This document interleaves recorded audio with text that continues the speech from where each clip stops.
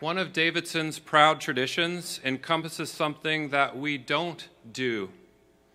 Since 1962, when a speaker spoke for over an hour at this commencement, we have not hosted an outside commencement speaker who would bring words and sage advice from beyond the college.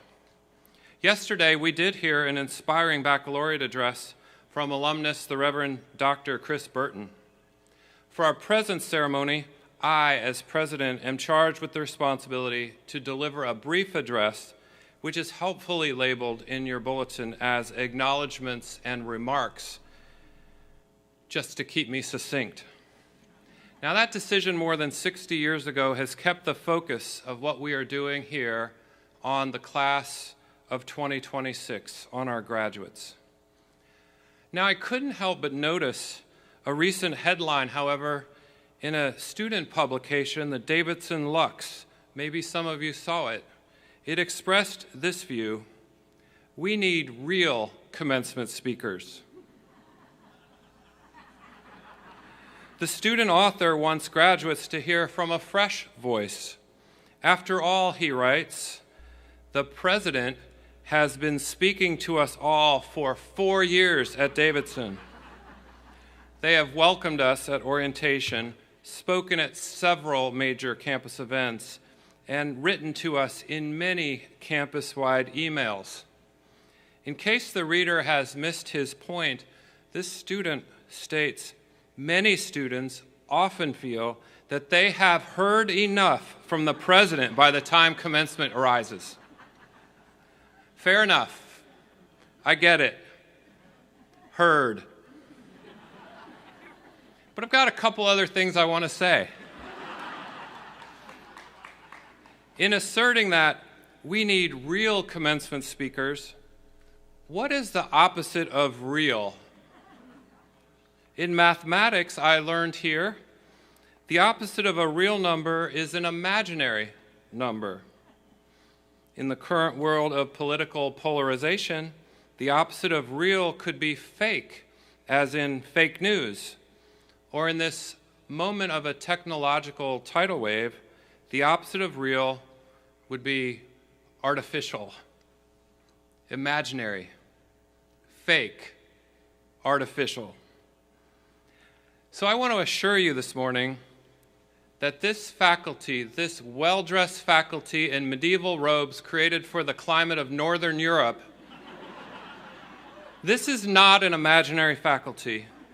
And I am really, I see you.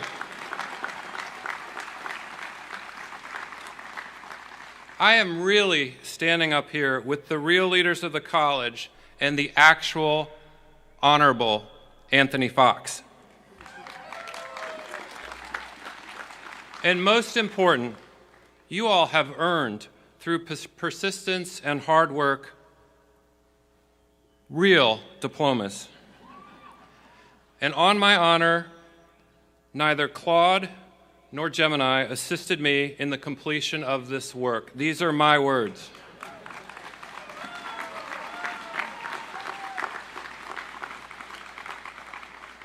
So how did we arrive at this dichotomy between a campus cocoon and the real world beyond?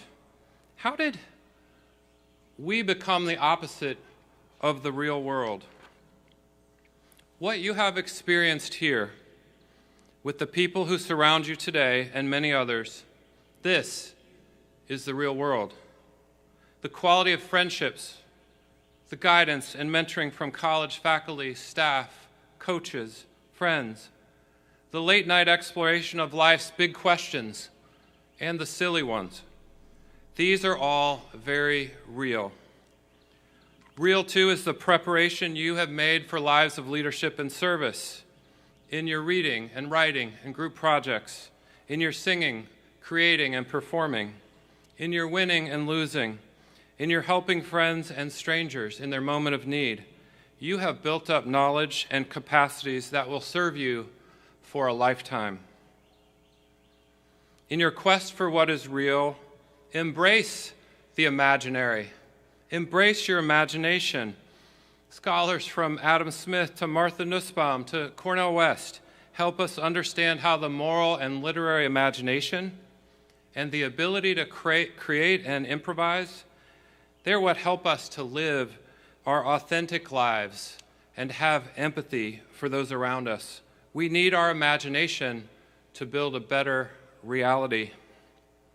You will be confronted with fake news. Davidson's commitment to trust, honor, and the quest for truth will guide you to discern credible sources of information and wisdom. And artificial intelligence, it is such a powerful tool that you must understand and can harness to do much good in the world.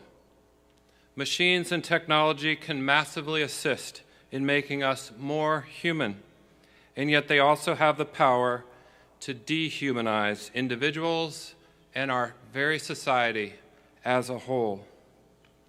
In this burgeoning world of AI, you not only face the question of what is real, you must deeply consider the question, what makes us genuinely, authentically human?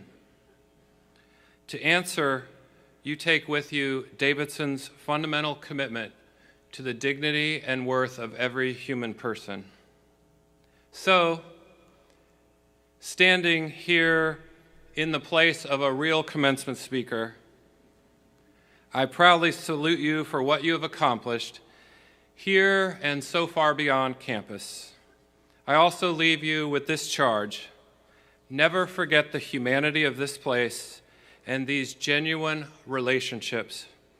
Use the humanity you practiced here to build a world that is authentic as the years you spent on this campus. That way, you don't just accept the real world, you become agents in creating it. Congratulations, class of 2026.